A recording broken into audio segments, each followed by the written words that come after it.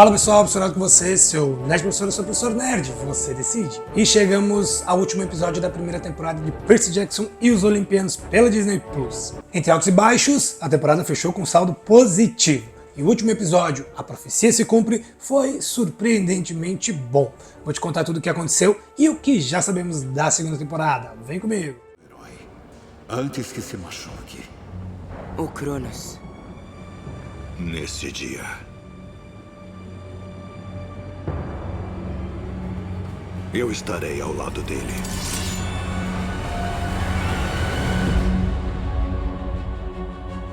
Sinceramente, eu esperava bem menos desse episódio. Depois de 3 episódios bem fracos, cara, 2 fracos e um mais ou menos, e que fizeram bastante alteração, assim, algumas até grotescas na obra original, A Profecia se Cumpre adapta o final do primeiro livro da saga de Rick Riordan da melhor forma possível. Até teve alguns defeitos como narrativa, mas como adaptação encaixou tão bem quanto o primeiro episódio.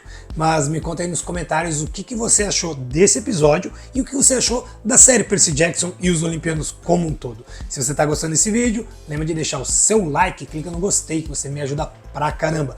E se está chegando agora, então bem-vindo ao canal Nerdsor. Aqui eu te falo sobre séries, filmes, animes e livros, tudo que um bom nerd gosta. Por isso já se inscreve no canal e ativa o sino das notificações para o YouTube te avisar sempre que sair vídeo novo aqui no canal. Tenho certeza que você vai gostar do meu conteúdo porque ele é feito de fã para fã. Eu sempre digo que existe adaptação e baseado na obra. É claro que as produtoras chamam tudo de adaptação. Por exemplo, A Roda do Tempo da Amazon Prime não é uma adaptação. Ele é levemente baseado na obra de Robert Jordan, apesar de ser uma boa série.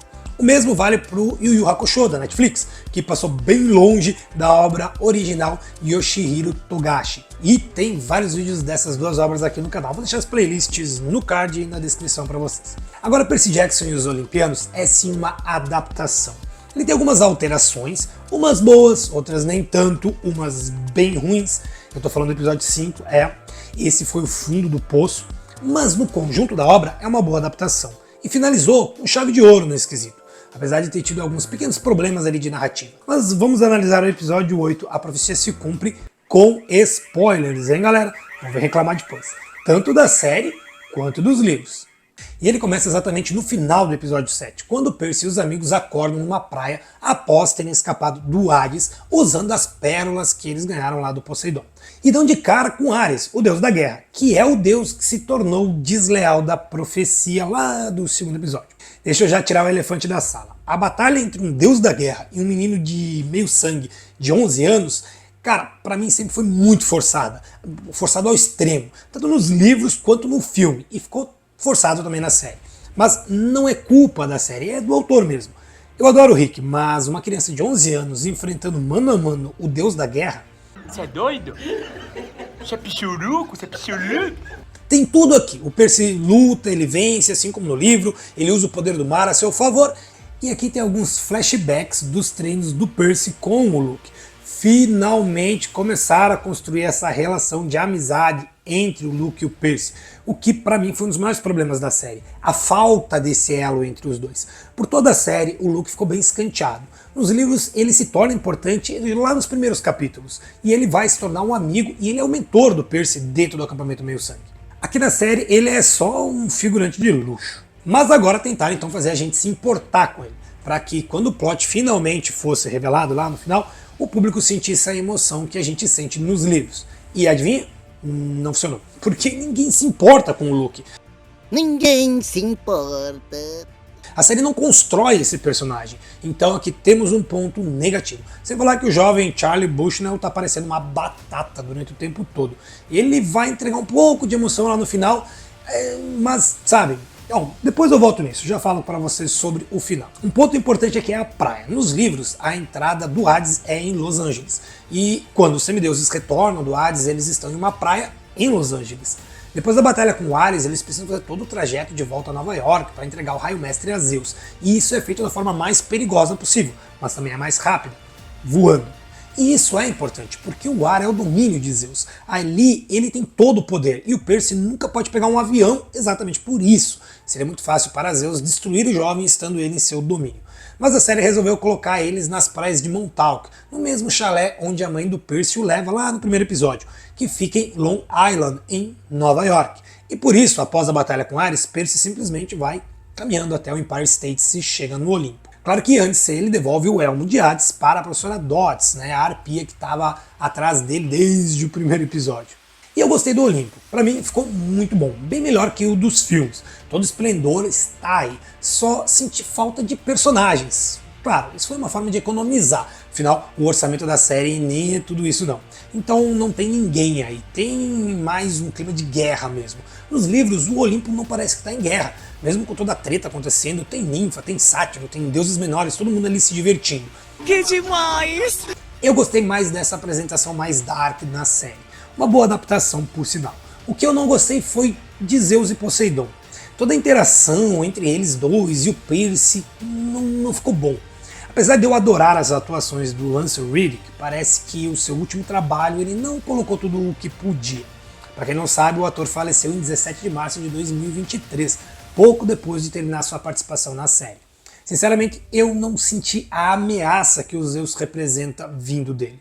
Mas eu já tinha dito isso antes. Os três grandes, Zeus, Poseidon e Hades, nos filmes, para mim eles estavam muito melhores que na série.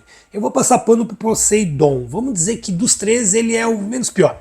Eu só gostaria de ter visto eles naquela forma gigante como tem nos livros. Outra grande diferença está na presença de Poseidon nesse momento. Nos livros, ele já está ali, eles estão ali reunidos quando Percy chega. Mas na série eles decidiram por deixar o Zeus sozinho e ele recebe o raio, o Percy fala sobre o Cronos, então o Zeus tenta atacar o guri ali e é impedido por Poseidon, que se rende em troca de Zeus poupar o Percy. Tem até uma conversa sobre filhos proibidos, onde o Zeus dá aquela alfinetada no Poseidon, que retribui falando da Talha. Então o Percy e o Poseidon finalmente conversam, e aqui ficou bom. O Percy, apesar de estar puto da vida com o pai, mostra respeito, e nos livros é bem assim também. Uma mudança bem legal do que vinha acontecendo na série foi que começaram a tratar as tretas entre os deuses mais como caso de família. Tive o Zeus e o Poseidon falando do pai, mais tarde o Percy chama ele de vovô. A série não gosta disso nem um pouco, mas é isso mesmo, o Cronos é o vô do Percy. E tanto na mitologia quanto nos livros tem essa pegada. Eu já tinha falado sobre isso aqui no canal, parece que eles me ouviram. Não. E voltamos ao acampamento Meio Sangue, e o plot final finalmente acontece. E parece que acabou a grana e fizeram tudo numa correria desenfreada. As cenas aqui elas estão bem desconectadas, tem cortes meio abruptos. No momento a gente está conversando com o Kiro, é de manhã, do nada é de noite, a gente tem o Luke, depois corta e de manhã de novo e vem a despedida. Não tem construção entre isso. Parece que essas cenas foram gravadas em momentos muito diferentes. O Luke não tem peso nenhum no acampamento, o Kiro parece também, que não tem nada ali. Na verdade o acampamento todo deixa de ser um lugar especial para ser um qualquer coisa, são segundos só. O Sr. D tá ali e ele é isso aí mesmo, não vou nem questionar o Sr. D. Vamos ver a verdade de quem vai ser o traidor. Sim, Luke trai Percy e num momento raro o jovem Luke demonstra alguma emoção. Dá pra sentir aqui que o menino não é mau, bem diferente do Luke dos filmes, que parece aqueles vilões caricatos de super-heróis da década de 80. Esse Luke não faz isso por ser mau, ele tem todo um background por trás, inclusive a gente vê o Luke chorando, ele quer fazer o Percy entender o que ele está fazendo. Felizmente tem pouco tempo para isso, e logo a Annabeth aparece também chorando e diz ter ouvido tudo, assim ela acaba ficando ao lado do Percy, o que deixa o Luke mais triste ainda. Como eu disse, o final do Luke aqui foi bom, pena que ele não teve uma construção adequada para que nós, o público, nos importássemos de verdade com ele. A despedida dos três protagonistas acontece bem parecido com o que é nos livros. A Annabeth vai voltar para casa do pai depois de 5 anos e essa história dela é bem importante para a personagem. Claro que não tivemos tempo suficiente para ter uma construção mais aprofundada da relação dela com o pai na série, mas os livros focam muito nisso. E o Grover conseguiu sua licença de buscador, que ele nunca antes tinha falado que queria. Sério, nunca, em momento nenhum, o Grover disse que queria ser um buscador de Pan na série. E no último episódio, ele ganha. Porque sim. Porque sim não é resposta. Era só ter falado 1 ou 2 vezes isso lá nos primeiros episódios. Uma das críticas que eu tinha sobre como o Grover estava sendo adaptado era exatamente sobre as suas motivações.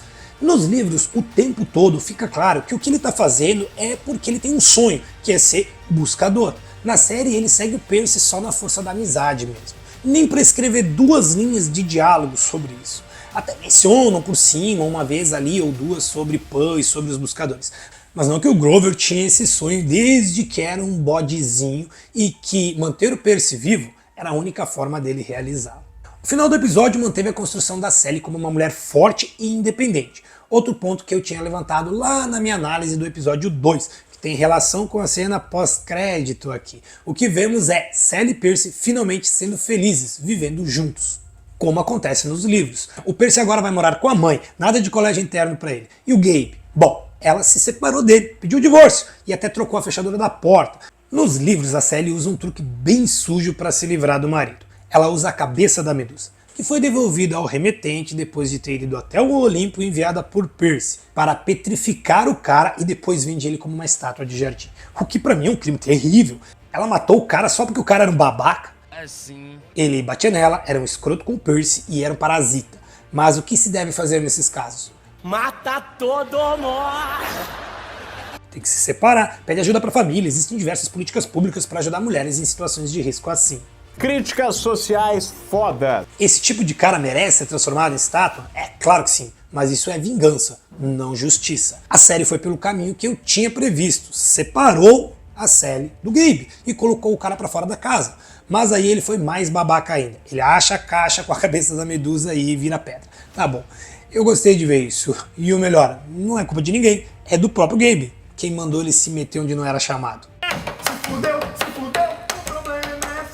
Apesar de alguns erros que podem incomodar um pouco, esse episódio me deixou bem animado para uma segunda temporada, que apesar de ainda não termos nada confirmado, eu tenho certeza que vai acontecer.